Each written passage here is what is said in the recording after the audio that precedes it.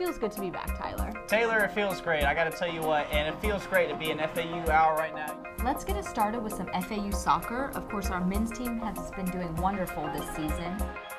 Somebody we haven't brought up is Mr. Jonathan Wallace, our running back, number 27. This guy is a power back. I know this from last year. He did great. We have been waiting for something to click on offense, and I think that this game, it was it.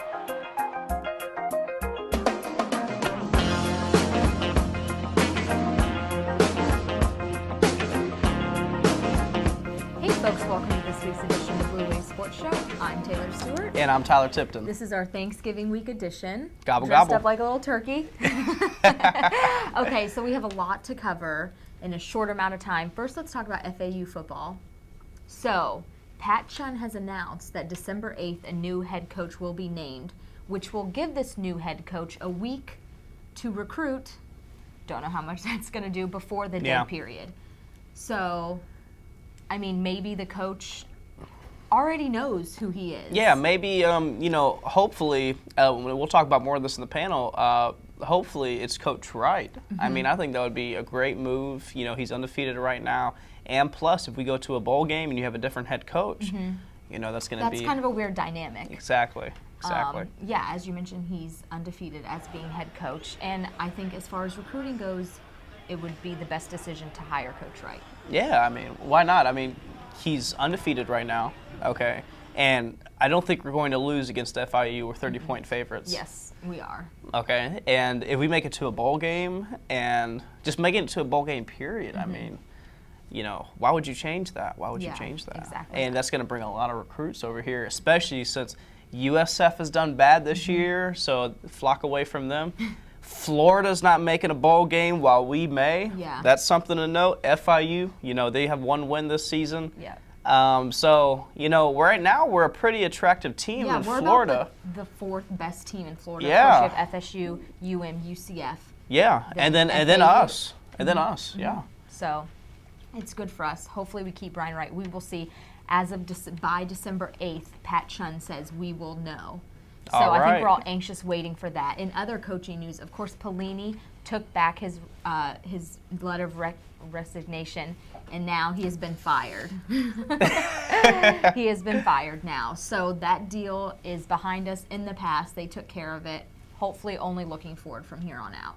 Yeah, I don't quite understand how you can take back a statement that you've already given out about giving bad judgment and doing drugs, but he did that and he tried to get back from it, but nope, that's not going to happen. He's officially fired, fans.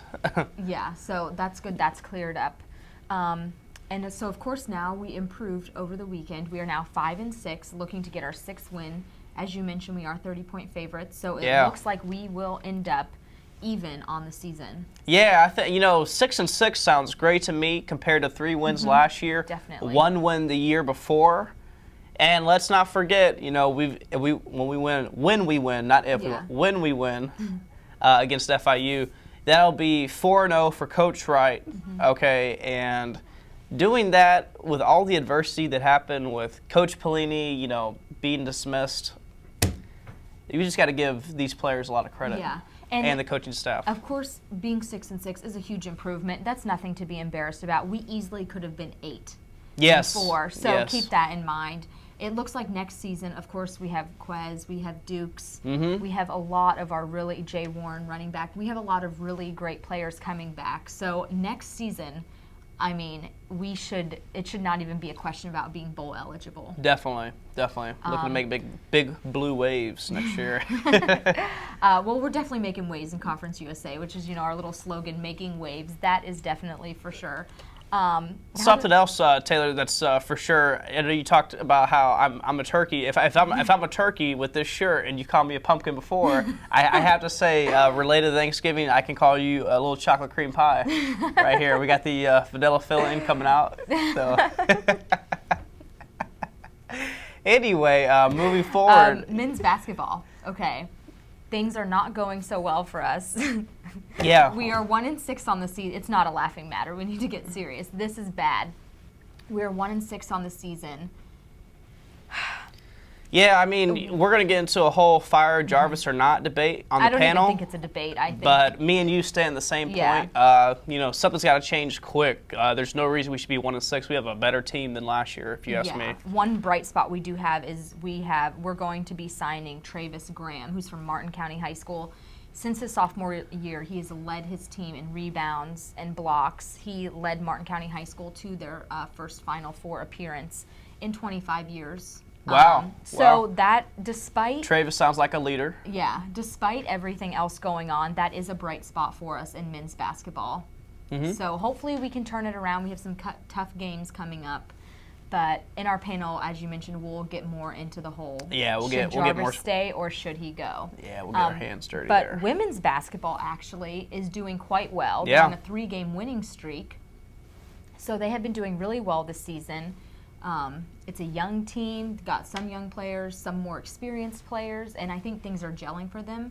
It's the second year with head coach Kelly Lewis J. So I think she's doing a great job. I think she's doing a great job too. I mean, me and you personally both saw them just manhandle, and I say that as a joke. This is what we saw the manhandle Florida Memorial College win by almost 100 points. Almost 100 points. Yeah. I mean, wow. I think the girls' program is doing a really good job this season so far. And when you look at their loss against Ohio State, they only lost by to Ohio State, a Big Ten school. We just got beat by them by the slimmest margin. And our 3 wins that we just have been on the road.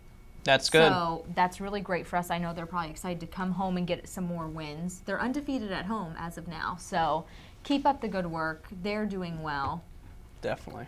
Now, women's volleyball fell to North Texas at the Conference USA tournament.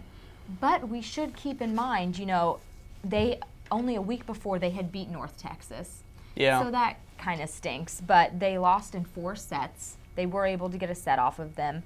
And they finished the season 13-17, which isn't great. But when you look at last season, they have 6 more wins this season than last season. Well, that's improvement. That's improvement. And as we know, they're only having 1 senior leave.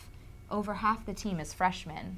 So definitely things are looking up for them. As long as you're improving every year, then things are working. Yeah, I mean, 13-17 isn't exactly a good year. You know, it's definitely a losing record. But if it's 6 more wins, it's 6 more wins. Just like, you know, we get these few more wins in football season this year.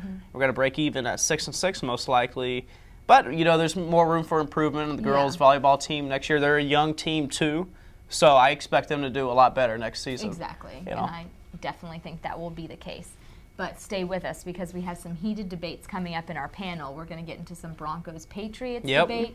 Of course, the whole Fire Jarvis situation. So stick around and we'll be right back with that.